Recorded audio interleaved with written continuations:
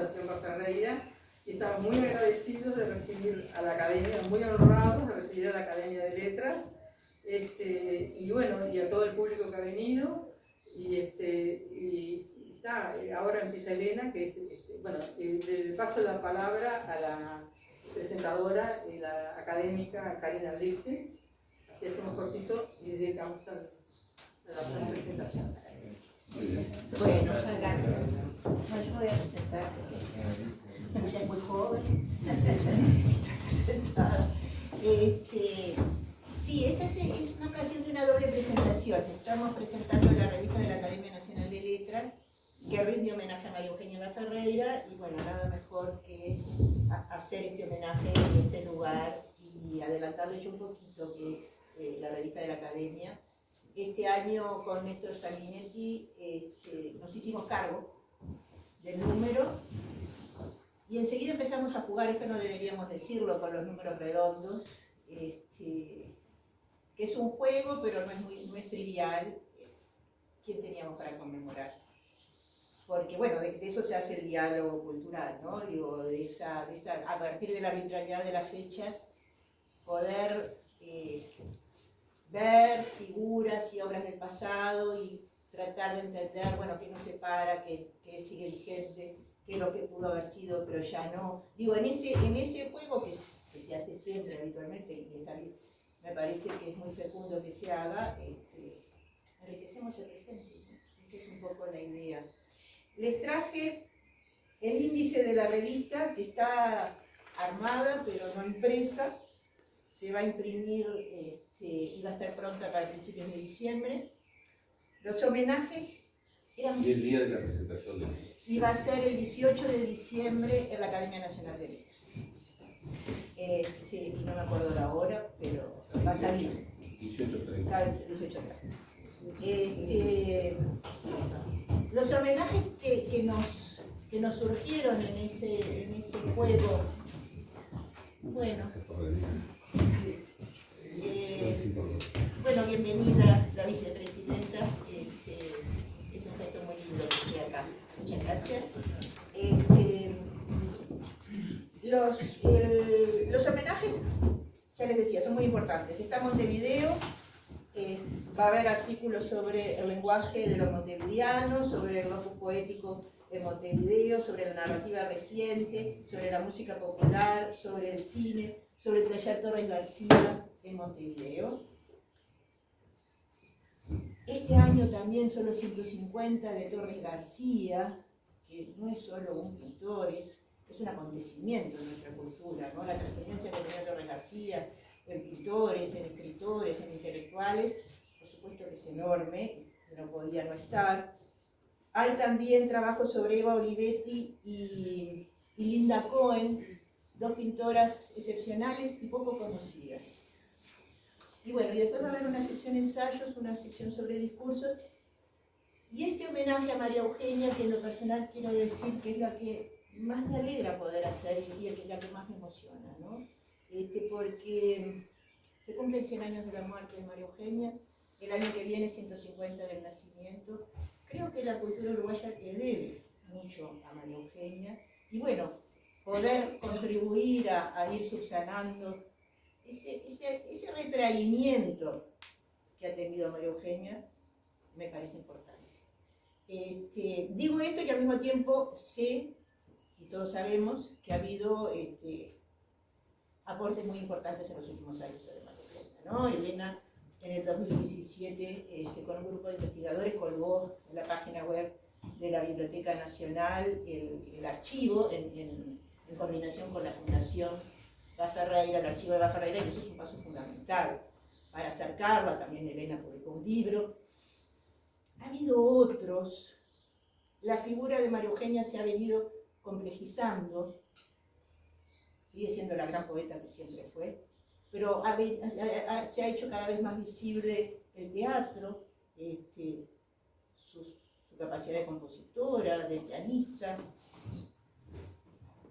Y en los últimos tiempos también, y que gracias a Elena y a Alejandra, que escriben en la revista, se ha venido potenciando una interpretación de la poeta pensadora. la poesía como posibilidad de pensamiento. Y eso es un rasgo como muy interesante que me parece muy fecundo.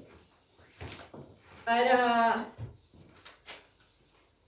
un poco adelantarles los otros artículos que también va a haber en la revista sobre María Eugenia, quiero nombrar a Ricardo Pallares, que es miembro de número de la Academia Nacional de Letras, que hizo algo para mí muy inesperado, y creo que es un juego y que le dio muy buenos resultados, porque él ocupa el sillón María Eugenia Ferreira. Y entonces comparó a Caiche, médico, científico, que había ocupado el sillón María Eugenia Ferreira antes que él, realmente me resultó muy sorprendente. Pero eso lo habilitó para comparar el arte y la ciencia y señalar ese perfil que tiene María Eugenia de afán de conocimiento, de investigación, de originalidad, de diversidad de intereses. Eso va a estar en la revista. Y también hay un artículo de Tania Pleitez, que es una mujer que trabaja en la Universidad de Barcelona, que se ha dedicado al estudio de las mujeres, que sobre todo enfoca el tema de la autoría, y que en la revista publica un artículo que se llama El prisma de María Eugenia Ferreira, que está sobre todo centrado en su obra, y que a mí me resulta muy interesante. Ella señala algo que se ha señalado reiteradamente, ¿no? Esa imagen primera de María Eugenia, sociable, alegre, creadora, en contacto con su medio, y ese camino que fue haciendo cada vez más, no sé si obsesionada por la nada, pero hacia algo que se parecía a eso. Y esta mujer, Tania, lo que señala es esa capacidad que tuvo María Eugenia de, desde ese lugar, donde evidentemente estaba cada vez más absorbida por esa nada, fue capaz de crear, de ponerlo en palabras, de transformarlo en lenguaje, en poesía, de dejarnos esa experiencia que nosotros podemos compartir. Y yo creo que desde ahí, en lo personal, María Eugenia tiene una enorme vigencia hoy. Bueno, les voy a decir, Elena no sé si va a hablar solo sobre su trabajo, el que van a encontrar en la revista. Voy a presentar a Elena. Es doctora en Ciencias del Lenguaje, Cultura y Literaturas Comparadas, magíster en Literatura Latinoamericana, profesora de Literatura del IPA, académica de número de la Academia Nacional de Letras del Uruguay, es profesora de Literatura Iberoamericana y Didáctica de la Literatura e investigadora de la Biblioteca Nacional de Uruguay, coordinadora de la Maestría en Didáctica de la Literatura. Los últimos libros de Elena, María Eugenia Ferreira, Entre Filósofos y Sabios, Unamuno y Uruguay, Archivo Epistolar, Archivos Ficcionales, La Sobreviviente de Clara Silva, Las Poetas Fundacionales del Cono Sur, y Los Hilos de la Tierra, Relaciones Interculturales y Escritura, el Inca Garcilaso de la Vega. Recibió en 2 oportunidades el Premio Nacional de Literatura, Ensayo 2011 y 2015, y el primer premio de narrativa por su novela El Abanico. Bueno, muchas gracias. Perdón, Elena, una interrupción. Les pediría que se apaguen los celulares. Muy bien. Bueno, buenos días a todos. Es para mí una alegría muy grande estar acá en la quinta Ferreira conmemorando a María Eugenia. Agradezco y agradecemos en nombre de la Academia la presencia de todos ustedes, de la vicepresidenta, del presidente de la Academia, todos los académicos que están aquí, profesores, amigos, y bueno, muy especialmente a la Fundación Ferreira Raimondi, con quien siempre hemos trabajado en conjunto, y gracias a ese trabajo en conjunto podemos decir que en los últimos años hemos avanzado mucho en la producción de conocimiento referida a la obra de María Eugenia Ferreira, que había había estado adormecida en el tiempo, y pudimos reactivar la investigación, el conocimiento de su obra a través del convenio que hicimos entre la Biblioteca Nacional y la Fundación. Fue un convenio de confianza entre las dos instituciones, a través del cual pudimos recibir todo el archivo de María Eugenia, que estaba aquí en la Fundación, en papel, y que necesitaba ser digitalizado, necesitaba ser transcrito y necesitaba ser estudiado. Y cuando conseguimos, gracias a ese convenio, hacer todo eso, se nos abrió una enorme puerta maravillosa, ¿no?, a los tesoros de María Eugenia, ¿no?, a sus procesos de génesis, a toda la documentación que habla además de su obra multifacética, porque no solo fue poeta. Es decir, accedimos a toda la parte de teatro, a la parte ensayística, accedimos a toda el archivo epistolar, que es maravilloso, que nos permite adentrarnos en una época, en su vida, y bueno, investigar cosas que no se sabían. Así que fue un granito, fue un trabajo tremendo. Recuerdo las idas a la biblioteca de Cristina con las cajas, con el hermano contando los documentos, y hicimos un trabajo que yo creo ejemplar. Así que estamos muy agradecidos con la Fundación. Bueno, parto de esta revista, que es un poco el último ingreso, ¿no?, al tema María Eugenia. El trabajo que presento allí se llama Ave Platónica y tiene que ver, claro, con los hallazgos que hicimos en el archivo, donde de alguna manera pudimos corroborar que María Eugenia vio lo que podemos llamar la poesía filosófica de mujeres en Uruguay y en el continente. Es decir, la crítica tradicional planteaba que la tercera etapa en su evolución poética se había instalado en lo que Schönfelder nominaba la poesía metafísica. A partir del estudio del archivo nos dimos cuenta que desde el principio estábamos frente a una obra que podemos de alguna manera catalogar o clasificar como poesía filosófica.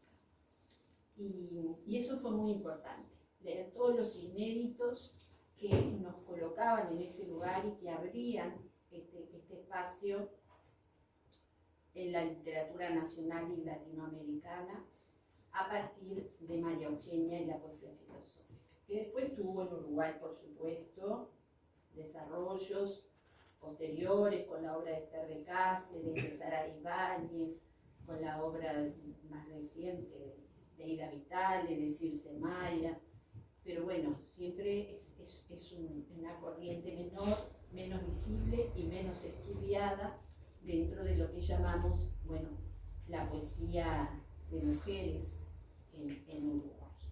Y no es una casualidad, porque desde el comienzo hubo muchas dificultades para el ingreso en el sistema literario, ¿no?, de las poetas filósofas, fundamentalmente de María Eugenia, porque el sistema filosófico siempre fue más cerrado que el literario a las mujeres. Es mucho más duro ingresar allí. Y María Eugenia, por lo que vimos en el archivo, en los documentos inéditos, era muy consciente de eso. Por ejemplo, encontramos este poema inédito que ella lo había pensado para un libro que nunca publicó y que estaba en el cuaderno marrón. El libro que iba a publicar era Fuego y Mármol, estaba hecho y nunca lo quiso publicar. Y este es un poema interesante que dio título al libro, ¿no?, que hice a partir del trabajo conjunto con un equipo de la biblioteca que transcribió todo el acervo de María Eugenia. Y el poema dice, lo leo cortito: como una pobre cosa, humildemente, de mi adorado penetré en la estancia, filósofos y sabios, con los ojos cargados de desdén, me fulminaban. A mi cintura se ciñó su brazo, hundió en las mías sus pupilas negras. Ay de la eterna duda, ay del hondo problema. Y luego escribe abajo chiquitito, dudoso, dudoso, porque ella estaba permanentemente haciendo autocrítica sobre lo que se podía publicar y decir o no. Y tenía dudas sobre este texto. Pero el texto plantea claramente el problema que estoy trayendo, ¿no? La enorme dificultad de ingresar al sistema por parte de las poetas filósofas en Uruguay y en el continente. Es un problema serio. Quiero recordar también algo, pensando un poco, que María Eugenia, que la recordamos como María Eugenia Ferreira, se llama María Eugenia Sofía. Y ya ahí hay como un presagio, ¿no?, de su unión con la filosofía. También lo hay en su biografía, ¿no? No hay demasiado material biográfico, pero ustedes recordarán, por ejemplo, a través de los aportes de Dora Isela Russell, registros en que se afirma que María Eugenia y Carlos en la infancia eran muy unidos y compartían los estudios de filosofía. Entonces, esto creo que no ha sido tenido en cuenta el enorme caudal de estudio filosófico y reflexión filosófica que hay en la obra de María Eugenia.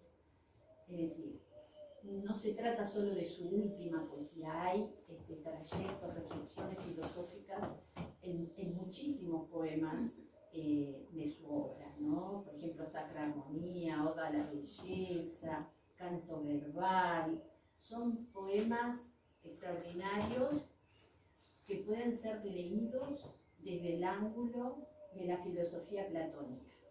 Carlos y María Eugenia tenían unas bases platónicas profundas. Era un sistema filosófico que realmente caló en ellos desde las primeras épocas. Y se puede leer a contraluz en la poesía de María Eugenia desde ese lugar. Lo que pasa es que no se había hecho, ¿no? Por esta cuestión de que a veces para encontrar algo hay que mirar desde determinado ángulo y no desde otro. Entonces, mirarlo desde la filosofía platónica permite llegar a estas conclusiones.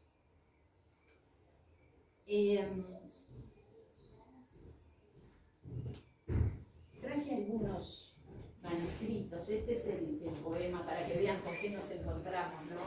Este es bastante prolijo, hay otros que realmente son más difíciles de leer.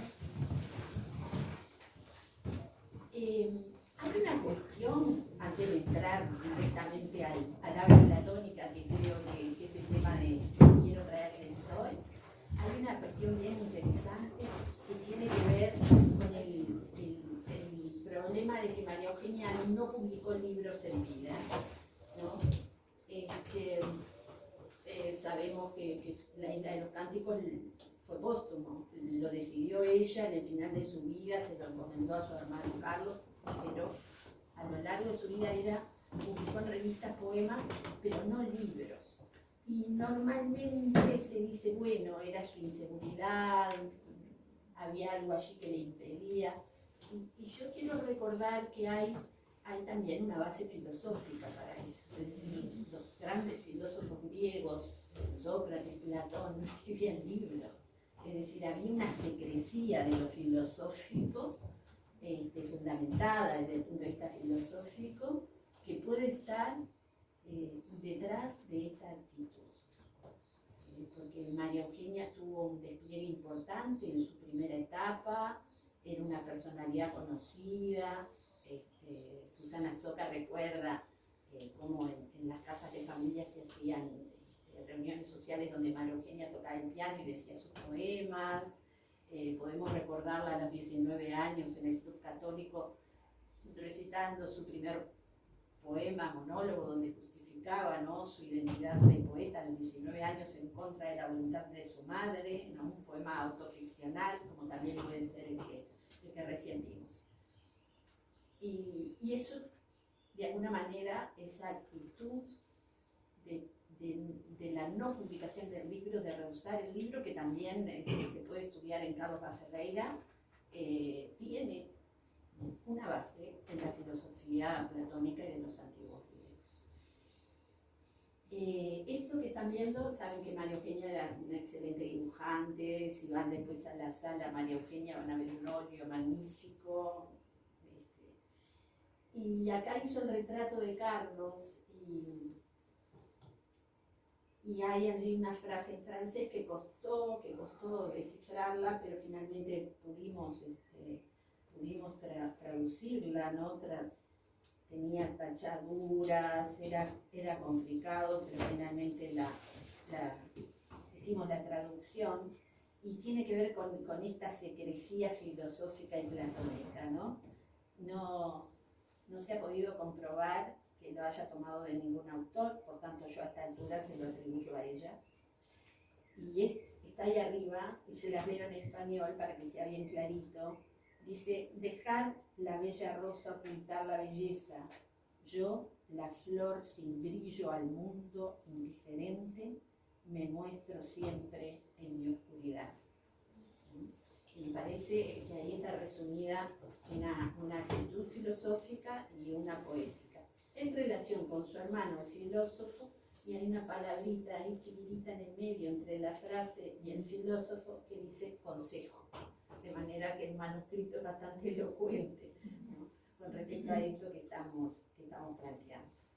Así que bueno, es todo un tema que creo que merece la pena seguir revisando. Y finalmente, cuando ella decide en el final de su vida, ya enferma, encomendar a su hermano la publicación de La Isla de los Cánticos, esto quiero recordarlo, muy señalado por la familia también. Ella escribió de puño y letra el índice, de manera que toda aquella leyenda de que Carlos se oponía o censuraba la publicación, etc., quien decidió qué es lo que iba en el libro fue ella. Y la prueba, por eso los archivos son tan reveladores, ¿no? Por eso es que la investigación de fuentes primarias tiene que hacerse en los archivos. Este documento vale oro, porque torció toda una línea de interpretación, y bueno, planteó otra. Aquí tenemos dibujando a Carlos también, y entramos al tema de la poesía filosófica, que para Platón estaba relacionada con la música. Es decir, la poesía, los poetas fueron echados de la República, pero al amparo de la música podían entrar. Es decir, la música amparaba a la filosofía, a las matemáticas, a la poesía como música. Quiero empezar por un hallazgo que hicimos con el estudio de la correspondencia de Unamuno y Carlos Ferreira, con anterioridad a la investigación del archivo de María Eugenia, y que publicamos en este libro, Unamuno y Uruguay, archivo epistolar. Bueno, acá ven a Carlos, y uno de los capítulos reúne a todas las cartas que fueron y vinieron entre Unamuno y Carlos Ferreira. Y hay una carta maravillosa que escribe Carlos, que para Unamuno era el filósofo más importante de Latinoamérica, así lo dejó escrito. Recordemos que Unamuno, además de filósofo, profesor, ¿no?, de griego, etc., era poeta, un gran poeta filosófico. Y hay en esa correspondencia un pasaje en una carta escrita por Carlos. Ese pasaje es fundamental en la definición de lo que Carlos definía como como poeta filosófico. En la carta, que no la voy a leer por falta de tiempo, él plantea que él quiso ser poeta, Carlos da Ferreira, escribió poesía, pero que poco a poco se fue muriendo y se fue secando el poeta que había en él, a causa del pensamiento abstracto, teórico y filosófico. Pero que en Unamuno pasó lo contrario. Y ahí define al poeta filosófico que él no pudo ser. Y lo voy a leer porque vale la pena. Dice así: yo también tenía uno adentro, pero murió asfixiado de abstracción, de análisis, de crítica, de razón pura. Cierto es que era raquítico e impotente, y antes que se muriera completamente, lo maté. Pero su poeta, que está hablando Unamuno, era tan potente que esa alimentación mortal para cualquier otro se la asimiló y con ella creció y se desarrolló brioso, pujante, especie de animal paradójico que no es pájaro y vuela, único en su género y en su especie, magnífico y antinatural. Dejo por ahí la cita. Esta definición, ¿no?, de poeta como pájaro,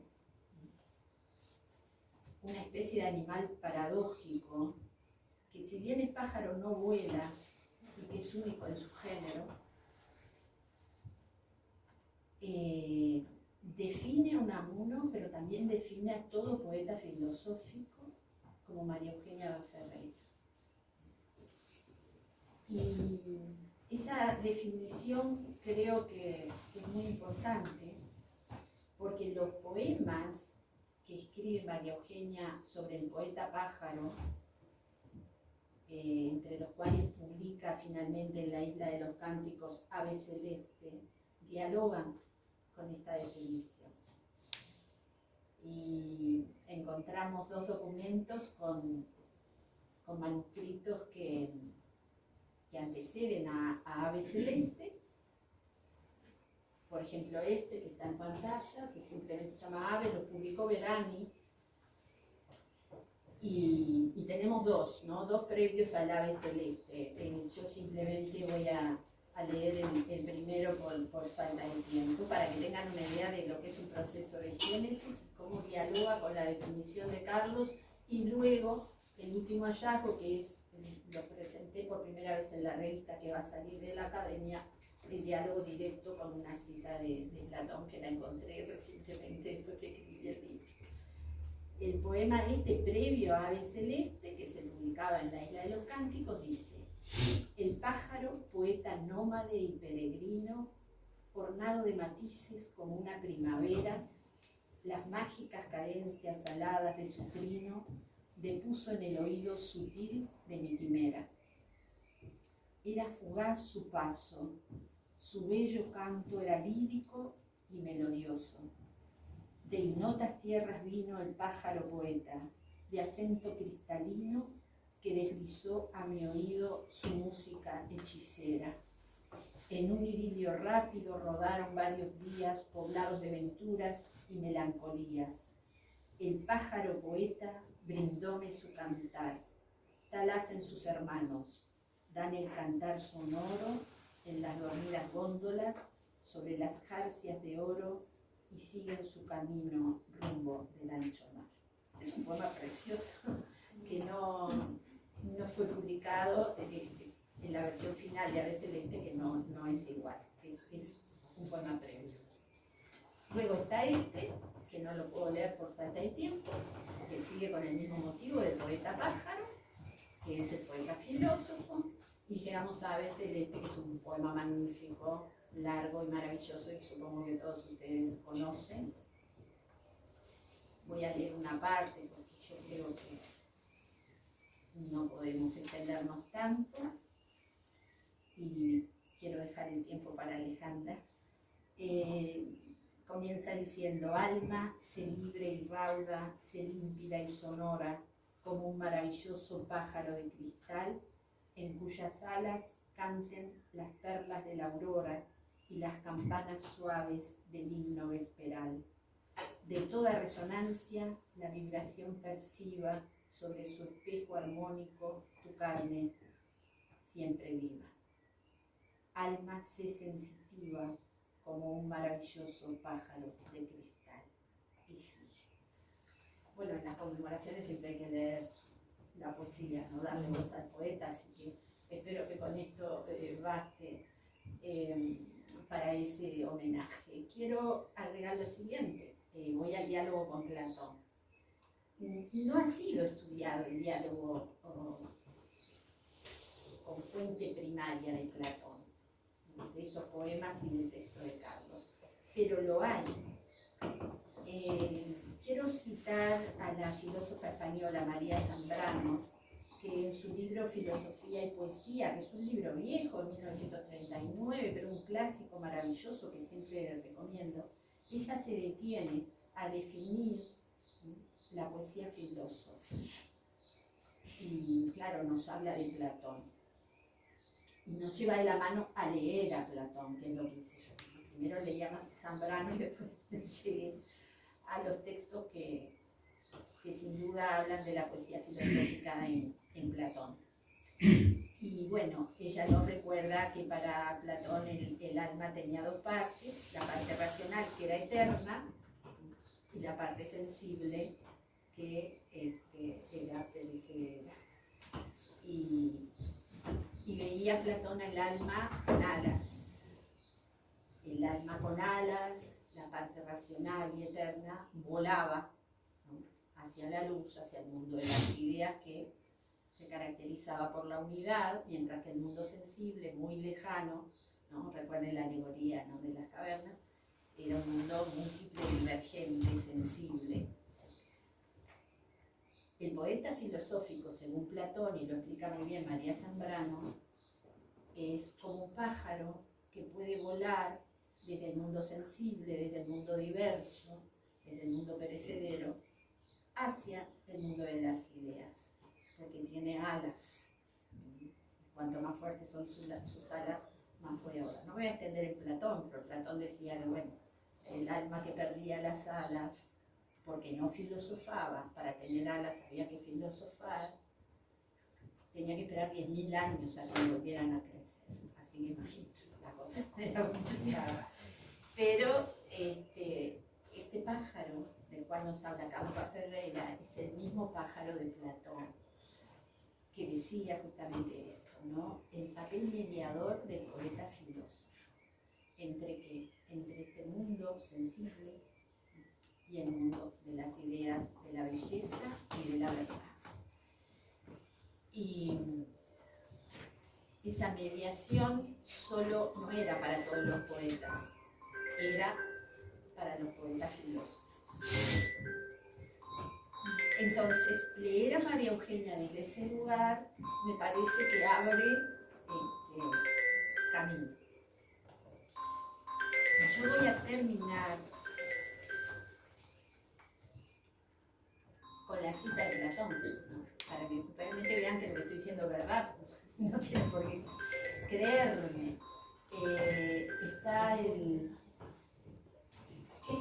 poema, antes de la cita de Platón, fue el único que María Eugenia dudó si incluir o no en la isla de los cánticos, y Carlos le pidió que lo incluyera. Y otra vez tenemos acá la alianza de los hermanos filósofos, ¿no?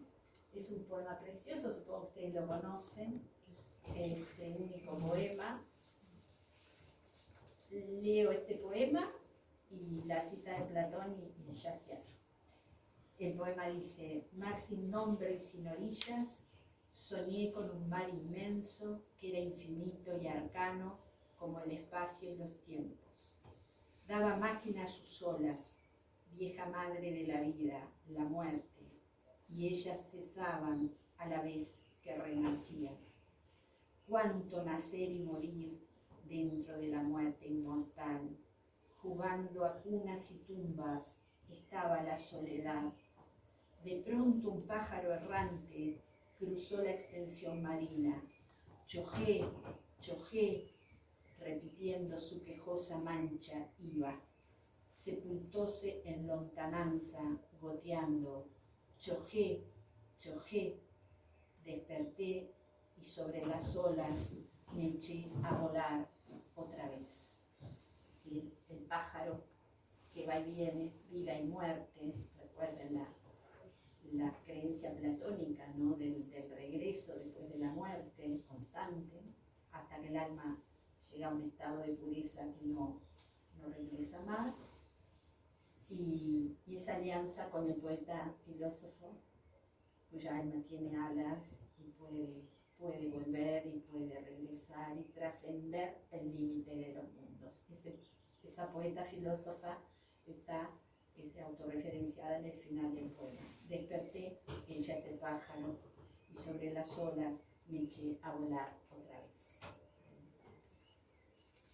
Y entonces vamos al último, que es el planteo del pasaje, donde el propio Platón está hablando de la cuarta manía o delirio o forma de amor, que es el amor filosófico, ¿no? el del poeta filósofo, que es el cuarto género de delirio, ¿no? Está el de la adivinación, el místico, que es el religioso, el de la poesía, que es del poeta filósofo, y el de los enamorados.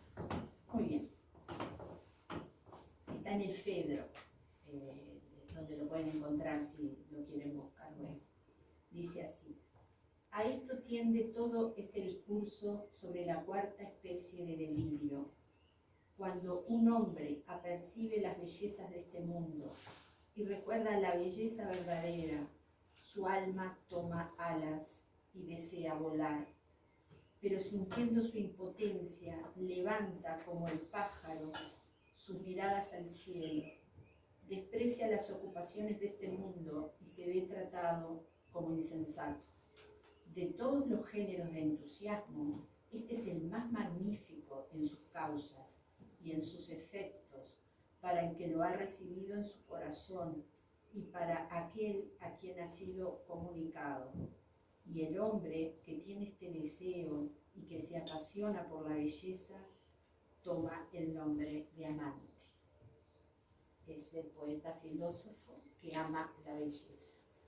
Y recordemos que para Platón, lo único del mundo sensible que funcionaba como vía de contacto con el mundo de las ideas a través de la poesía filosófica era la belleza.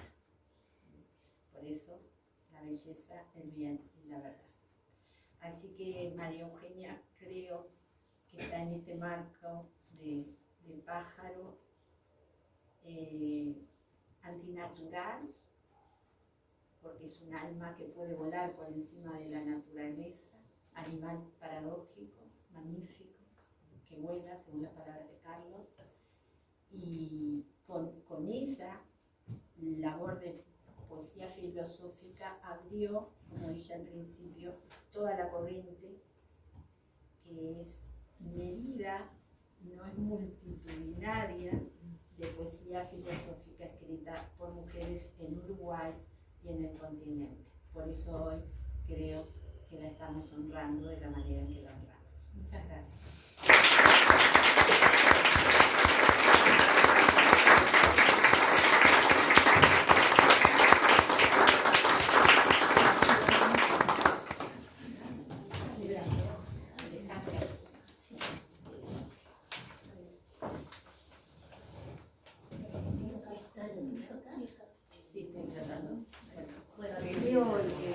Presento a Alejandra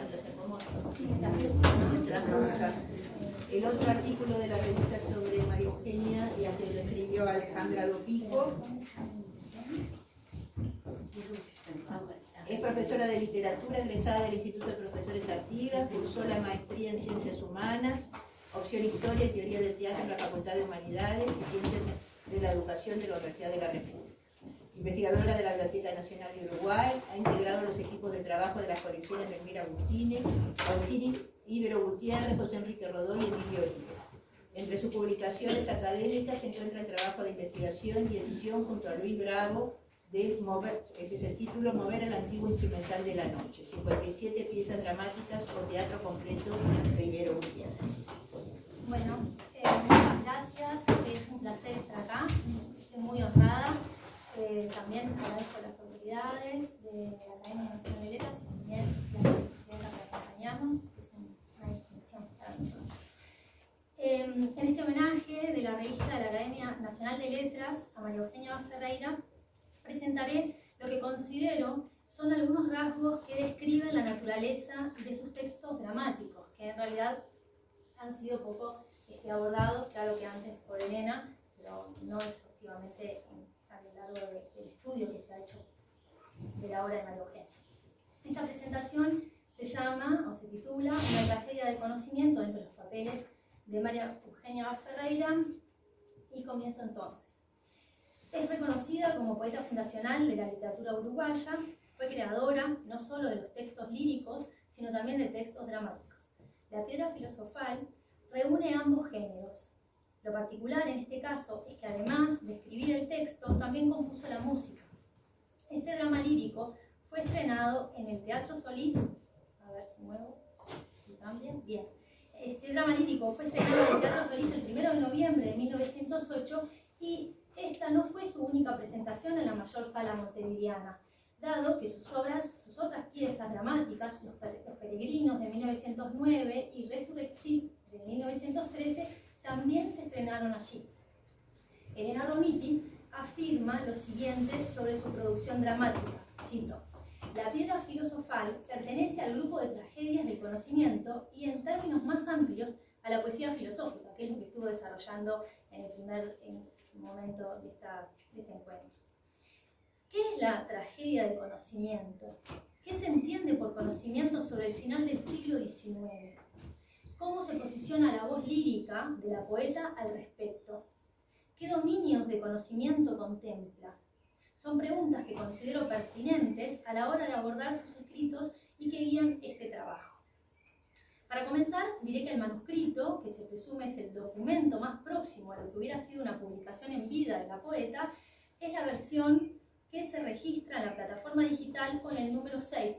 Yo traje esta imagen porque, bueno, es lo que uno encuentra cuando entra a la página de la Biblioteca Nacional y pone colección María Eugenia Vaz Ferreira y aparecen todos los documentos gracias a el trabajo que se hizo con la Fundación Ferreira Raimond. Entonces, eso está al alcance de todos. Este documento cuenta con 20 folios con inscripciones en recto y verso, en tinta roja y a lápiz. Coinciden las didascalias en rojo y los diálogos en negro. En la carátula se lee como título, en tinta y en letra cursiva, La piedra filosofal, destacando las iniciales con mayúsculas de acuerdo con el modelo anglosajón. El subtítulo, intermedio lírico, a ver si aparece ahí, esa es la carátula de la sexta versión de La piedra filosofal. El subtítulo, intermedio lírico, en el manuscrito se presenta subrayado. Este dato refiere a la estructura de la obra. Se trata de una pieza breve propia del teatro del siglo de oro español, en general con ambiente bucólico, cuyos diálogos se representaban por medio del canto. Recientemente Romiti, como antes Susana Soca, con respecto a la estructura y el estilo de este drama, destaca las lecturas que muestra tener María Eugenia de la obra de Genio. Lecturas estas que resultan de la influencia de su tío León Ribeiro, fértil compositor, quien creó 5 óperas de ascendencia italiana y alemana que se desarrolla bien en uno de los capítulos de este libro. Hay que mencionar además que la lectura de los románticos alemanes en María Eugenia Vaz Ferreira se nutre de la obra tanto musical como teórica de Richard Wagner. Esto es de atender, pues el compositor alemán, tanto en la práctica como en la teoría, plantea un abordaje estético que marcará la forma de componer música para teatro por utilizar una expresión simple. En su teatro, cantado desde su fascinación por la tragedia griega, sugiere la revisión de los mitos folclóricos alemanes, pero lo que importa en este trabajo es su afán por hacer del hecho escénico un encuentro colectivo sagrado. Me refiero a la jerarquía con la que trata el elemento narrativo, que resulta glorificado en medio de la ceremonia celebrada en escena. Entonces, desde las lecturas de Schelling, reflexiona sobre la idea de que la música es la revelación del absoluto, bajo la forma del sentimiento, que no solo se expresan mediante el código lingüístico, sino que las notas, y con ellas las frases musicales, representan el lenguaje primordial.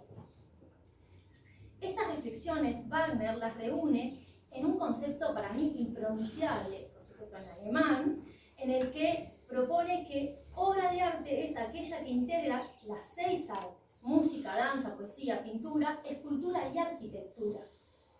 Considera que la poesía toma forma en la música, la orquesta es la voz interna del proceso dramático y opta por dejar de lado el texto en verso para de esta manera otorgarle a la pieza estilo conversacional. Retomo el manuscrito, porque debajo del subtítulo y en un tamaño jerárquico, 3 elementos están dispuestos en orden ascendente: un libro, una piedra en forma piramidal y una lupa con rayos que representan los de la refracción solar. Es decir, no se dibuja el sol del otro lado de la lupa, pero sí se observan rayos que salen detrás de ella y van hacia la piedra. Este dibujo en la carátula prepara al lector, porque anuncia el ánimo que rige en esta composición. Y de esta manera propone desde la portada una clave de lectura posible, como ser la reflexión en torno a la búsqueda de conocimiento. Y en este punto, la afirmación de Romiti de la pertenencia de este drama lírico al grupo de las tragedias del conocimiento facilita su fundamentación. La pregunta que se plantea más arriba es la referida al alcance de la noción de conocimiento. ¿Qué aspectos son los que preparan la sensibilidad de su tiempo? ¿Qué lugar ocupa la filosofía como método de conocimiento frente a la ciencia y sus primeros pasos? ¿Dónde queda la magia y la superstición? ¿Es la poesía el registro para la búsqueda de lo inexplicable? Magia, filosofía, ciencia y poesía, opino, son los componentes que dan cuerpo a las inquietudes de los intelectuales finiseculares, y María Eugenia Ferreira es una de ellas. Solidificación del ritmo creador es este sector que en realidad del trabajo que de alguna manera retoma el título La piedra filosofal, ¿no? Porque lo voy a explicar ahora más adelante, esto de la solidificación del ritmo creador. En Europa, el desarrollo de la tecnología de fines del siglo XIX, de la mano de la ciencia, hace que todas las miradas, incluso la de los artistas, se posen en esos misterios que se promete serán develados. Los avances en lo que más tarde se reconocerán como disciplinas específicas, como la física, la química y la biología, adquirirán el estatus de ciencia en esta etapa. Los logros en el estudio del electromagnetismo, la tabla periódica, de elementos químicos o el descubrimiento de los microorganismos, hasta entonces considerados fuerzas desconocidas, son ahora desafíos a los que la tecnología puede acceder. La consecuencia inmediata es la proliferación de inventos para resolver asuntos que otrora eran considerados magia. Lograr captar un momento a través de la fotografía, el uso doméstico de la electricidad, la aparición de un dispositivo que hiciera posible la transmisión de señales acústicas a distancia, como el teléfono, como la radio, la capacidad concreta de volar gracias a la máquina conocida como dirigible, entre otros inventos, brindaron en un primer momento al ser humano la fe en la develación del misterio de la vida. Sin embargo, al nacer María Eugenia, en 1875, el pesimismo se había instalado también de este lado del mundo. El hastío vital era la consecuencia más directa de asumir la insignificancia del hombre frente a ese gran misterio que es el universo. Alberto Zumfelde refiere a la escisión de ese tiempo tanto en lo literario como en lo filosófico. Piensa que, cito, al positivismo científico y evolucionista de la escuela spenceriana se oponía el pesimismo metafísico alemán de Schopenhaueriana cepa. José Enrique Rodó, y acá tu amor querido, ya se había pronunciado al respecto en La novela nueva y El que vendrá, sus escritos del año 1896, al afirmar, cito, yo pertenezco con toda mi alma a la gran reacción que da carácter y sentido a la evolución del pensamiento, a la reacción que partiendo del naturalismo literario y del positivismo filosófico los conduce, sin desvirtuarlos en lo que tienen de fecundos, a disolverse en concepciones más altas. Fin de cita. Según esto, la escisión ya estaba planteada en la obra de María Eugenia. Se constata la sensibilidad de la poeta al registrarla. En esta línea se posiciona la piedra filosofal. Desde el inicio, los elementos que guían la trama son emblemáticos al respecto, como ser lupa, túnica, que utiliza uno de los personajes, piedra de oro y fuego. La lupa, como tecnología aplicada a la observación, le otorga a la acción de mirar la condición de estudio, es decir, parte inicial del método científico. La túnica le brinda a dicha acción la apariencia formal y a la vez la aleja de considerarlo magia. En este sentido opuesto, la presencia del oro y el fuego vinculan esta búsqueda que pretende ser científica con las exploraciones que acompañan al hombre desde el pasado y son asociadas a las tareas realizadas por los alquimistas. El oro se distingue de otros metales por ser muy difícil de encontrar en la naturaleza. Se conoce desde la prehistoria y se ha recurrido a él con diferentes finalidades. No se puede desconocer el lugar central que tuvo este metal para los alquimistas, quienes consideraban, por ejemplo, que a los enfermos de peste negra se les podía alimentar con algunas partículas para ser curados. De hecho, creían poder convertir cualquier metal en oro mediante un proceso llamado transmutación. Su objetivo concreto era crear oro desde el entendido que su luz es necesaria para iluminar la mente y el alma. En cuanto al fuego, parece simple la asociación directa, sol, oro, fuego, lo amarillo, la luz, el resplandor, como ruta posible de misterio. Desde antaño fue considerado uno de los 4 materiales de la naturaleza junto al aire, la tierra y el agua. La valoración de este elemento parte de su capacidad iluminaria, la posibilidad que le ha dado a los primeros hombres de cocer sus alimentos, como también calmar el frío de aquellas oscuras cuevas. Fuego es motivo de reunión, elemento que a la vez mantiene al hombre en alerta, porque también se conoce su capacidad de destrucción. Con respecto a esto, en varios rituales, este poder destructor tiene una lectura purificadora. A propósito de la noción de la piedra filosofal, y acá vuelvo al título que expliqué antes, Eduardo Cirlot, Juan Eduardo, entre otras apreciaciones, destaca que la piedra resulta de la solidificación del ritmo creador. Reconoce en ella la escultura del movimiento esencial, ¿no? La piedra filosofal como la escultura del movimiento esencial. Es la música de la creación petrificada. Tal vez, en este punto, sea oportuno reflexionar sobre la lectura que la poeta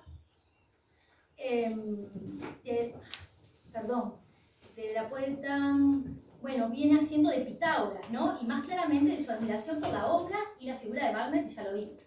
Tanto así que en los documentos que se ofrecen en el archivo digital aparece un manuscrito, y está allí transcrito, sobre lo que dice de Wagner, ¿no? Después de Jesucristo, cito, Wagner interpretó, mostró e impuso la armoniosa magnificencia de su polifonía el alma de una raza de dioses. Fin de cita. Es de atender este comentario porque partiendo de una joven con formación católica, hacer esta afirmación es toda una transgresión, no solo para comparar la figura de Jesús con la de un humano cualquiera, ¿no? Con todo lo de cualquiera que puede tener Wagner, sino porque, según Ross, las valoraciones que se afirman a través de la obra del alemán pueden entenderse lejanas a la doctrina católica. De hecho, Wagner escribió en 1859: todas nuestras leyendas cristianas tienen un origen externo pagano. En esta línea se posiciona Alberto Zunfelde cuando en la revista de la Biblioteca Nacional afirma, cito, exteriormente era católica, su alma no conoció la fe que sostiene o que salva, no escribió un solo verso católico, más aún, el pesimismo esencial de su poesía es la negación de toda religiosidad. Sin embargo, Uribe no utiliza la expresión católica o catolicismo, sino que elige referirse a su misticismo como búsqueda de lo trascendente, a la vez vincularla en forma explícita a los personajes bíblicos Judith y Esther.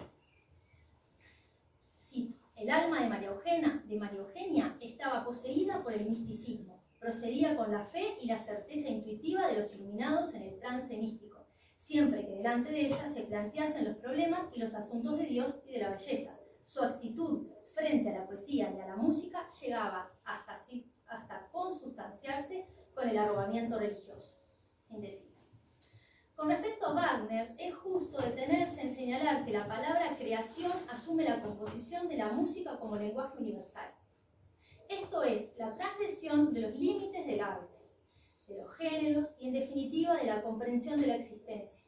La lectura de los materiales teóricos del músico alemán es conocida por María Eugenia, pero son leídos como camino conductor del proceso creativo. En la obra de arte del futuro, de 1849, se señala la fusión de aspectos tales como la música, la representación del teatro clásico y el contenido textual. Se reconoce un propósito explícito en que las notas musicales acompañen el contenido lingüístico del canto en la misma representación. Asimismo, la observación de la presencia del leitmotiv en la música es una apuesta que Bach Ferreira no desconoce, y en su goce por la experimentación se lanza al ejercicio, no solo desde la incorporación de la música a su decir, sino de aquellos elementos que, al presentarse en escena, conectan directamente con inquietudes propias de los hombres y mujeres de su tiempo. Así, los personajes funcionan como tal.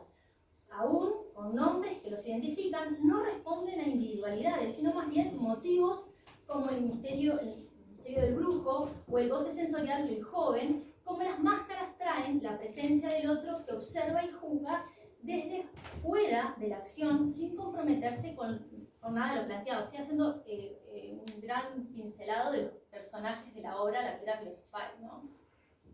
Al avanzar en el manuscrito, en la misma etapa, en el verso, se indican los nombres de los personajes, destacando en tinta roja el rol de cada uno. Un viejo alquimista, un joven simbólico. El elenco se completa con la presencia de una muchacha sin nombre y mascaritas, entidades que inician el drama y lo cierran. Los personajes funcionan de igual modo que el leitmotiv musical. Sin perder un instante, la acción comienza con un canto. Su letra lleva al espectador a preguntarse por la existencia, porque uno de los personajes entra cantando diciendo: ¿qué has hecho de la vida? Conoces el placer, conoces el amor, y tira, mientras canta, tira objetos y caen despreocupadamente sobre un sillón, ¿no? Y esa es la actitud de uno que es el joven, ¿no? Marcelo. En estos primeros momentos de la escena, los arquetipos quedan definidos y no habrá evolución etopéyica alguna. Se inicia la propuesta desde el planteo de lo ambiguo, de lo opuesto, de aquella búsqueda permanente en el hombre y por lo tanto en el arte de los límites de la existencia.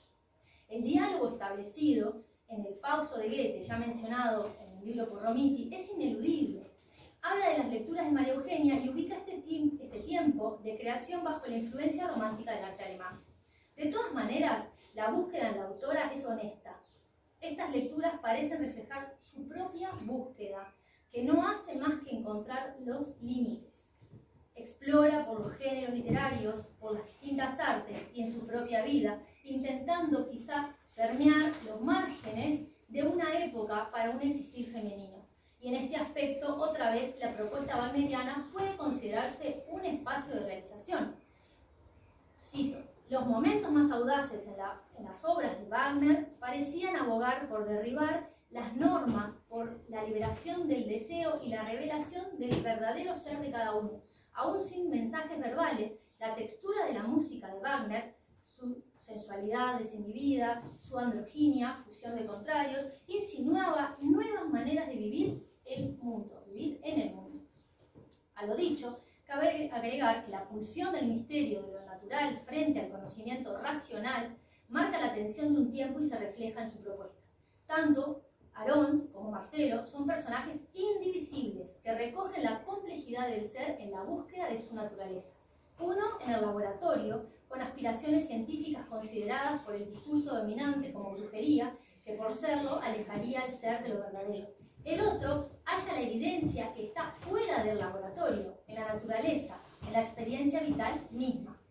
Esta dualidad ya la había pensado y reconciliado Novalis en sus escritos desde la figura del poeta y el pensador, que creo puede aplicarse a las dos naturalezas representadas por Aarón y Marcelo. La separación entre el poeta y el pensador, dice Novalis, es solo aparente y desventajosa para ambos. Es indicio de enfermedad y de constitución enfermiza. A tal respecto, en 1953, Emilio Oribe mantuvo un interesante debate con Carlos Bach Ferreira. En él, el poeta de Melo defiende su derecho a escribir poesía desde el pensamiento, sin dejar de salvarse. Cito: contemplando las rosas del jardín. Fin de cita. El intercambio se cierra con dos afirmaciones sobre el rol del poeta. Carlos Ferreira indica: el poeta es aquel que imagina y nos hace creer que las apariencias sensibles expresan algo sustancial, permanente, que no existe. Emilio Oribe da su definición. El poeta es aquel que elucida las categorías reales del ser por medio de la expresión mágica del lenguaje. Parece claro que para Oribe la poesía, más precisamente lo que entiende como actitud poética, propone un modo de conocimiento del ser y con él la realidad. El poeta, por medio de la magia del lenguaje, tendrá por objetivo aclarar, despejar las categorías que integran lo que consideramos realidad. Según lo propuesto por Oribe, el drama lírico de María Eugenia genera el espacio para que la magia del lenguaje sea, a la vez, un dominio para el pensamiento. Da cuenta del discurso imperante que se muestra escindido, pero que en su producción escrita encuentra el espacio que brinda lo poético para habilitar esa correspondencia. Sin toma de posición, genera el espacio del encuentro y no enuncia respuestas posibles. Solo la reflexión como ejercicio podría encontrar claves para una posible respuesta. Además de ser terreno fértil para la reflexión filosófica, su obra también da cuenta de su interés por los más novedosos avances científicos. Elementos químicos como el iridio y el cesio, que fueron presentados a la tabla periódica recién en 1803 y en 1860, están mencionados en la obra de María Eugenia. Y con estos datos solo pretendo registrar cómo elementos que hoy son dominio de la ciencia, en tiempos de María Eugenia aún integran la botica de un pseudocientífico llamado Brujo, por uno de los personajes que componen la obra. Al releer el título de este drama lírico desde la perspectiva propuesta por Cirlot de que piedra filosofal es la solidificación del ritmo creador, todo parece cobrar sentido. Y Pitágoras impregna las páginas. Ritmo creador ya mencionado por tantos, pero si pensamos en las lecturas de María Eugenia y su gusto por la literatura alemana, no podemos no incluir a Novalis y sus gérmenes o fragmentos cuando afirma, cito: toda marcha está en su ritmo. Habiendo comprendido la del mundo, se comprende el mundo. En esa búsqueda se encuentra Bas Ferreira y Parra del Riego lo señala. Cito a Parra del Riego. Y llegó también a la convicción de que no hay nada sin un significado mítico trascendente en la naturaleza y la vida. Y a pesar de una enjaulante educación católica, su corazón comprendió todas las paganas cifras, las cifras místicas de los antiguos. Fin de cita. Las máscaras que aparecían como parte de los personajes cierran la obra diciendo: están todos locos, y en esa afirmación me baso para indicar que la poeta no toma una postura, sino que desde la honesta búsqueda de respuestas propone dos vertientes de pensamiento posible, que en definitiva hacen a la naturaleza humana. De esta manera se confirma lo anunciado por Romiti de considerar esta pieza como tragedia de conocimiento. Esa zona franca, esa zona intermedia de saber, es en la que tanto piensa Carlos Bas Ferreira y más tarde Emilio Oribe en su teoría del nous y su idea de la inteligencia poética. El primero piensa que tanto la ciencia como la filosofía son dos niveles de conocimiento y lo que los diferencia no responde a su esencia sino al grado. Arturo Ardao indica que Carlos Bas Ferreira afirma que la experiencia es esencialmente una y que las diferencias son de grado. Considera el hermano de la poeta que existe una región intermedia por la que se establece la contigüidad, la transición insensible en una y otra dirección entre un campo y otro de conocimiento. Antes ya lo mencioné, José Enrique Rodó, y ya termino, lo había declarado. Para ello, considera necesario nuevas formulaciones estéticas que tradujeran la conciencia de su tiempo. Este reclamo será atendido en parte por Carlos Bas Ferreira cuando dé cuenta de ese, cito, cambio de modo de pensar de la humanidad por independizarse esta de las palabras. Fin de cita. Pero según Ardao, no atiende al reclamo rodoniano de forma integral, ya que lo explica por medio de metáforas, y no desde un nuevo planteo estético. Considero que para esa nueva estética que reclama Rodó, Emilio Oribe ensaya posibilidades si para esta afirmación se tiene en cuenta que desde su poética promueve la búsqueda del conocimiento. En este ángulo, la región intermedia del que habla Carlos Baferreira parece ejercitarse, mas no desde lo fronterizo entre filosofía y ciencia, sino entre el espacio que se da o que se comparte entre lo poético y lo filosófico, como otra búsqueda de conocimiento válida, incluso desde su planteo estético, de esta manera materializando los anhelos de Rodó.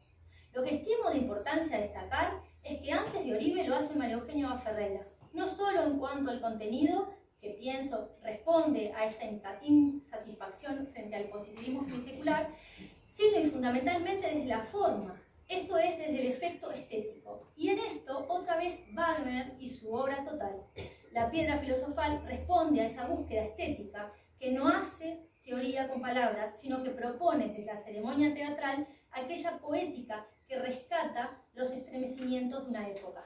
La obra de María Eugenia Baferreira es testigo de esa búsqueda y de esa forma integral de comprender la realidad. Como se indicó antes, esos dos personajes que protagonizan la piedra filosofal responden a lo planteado por Rodó. Sí, las ideas llegan a ser cárcel también, como la letra. Ellas vuelan sobre las leyes y las fórmulas, pero hay algo que vuela aún más que las ideas, y es el espíritu de vida que sopla en dirección a la verdad. Termina la cita. Premisas propuestas con claridad por Marcelo y frente a las que cae rendido el otro personaje. En este cauce, en la misma revista Homenaje a la poeta Nin Frías, recuerda las siguientes palabras de la autora. Para las imaginaciones pobres, las horas de insomnio transcurren en inquietud febril.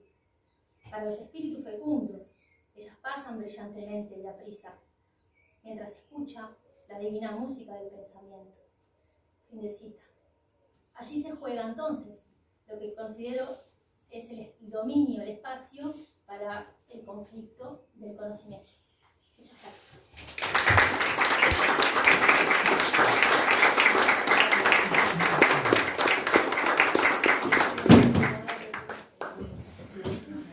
No sé si hay preguntas. ¿Alguien quiere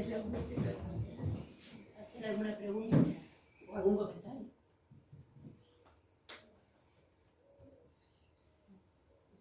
Bueno, damos por finalizar. Muchas gracias. Gracias por acompañarnos. Muchas gracias.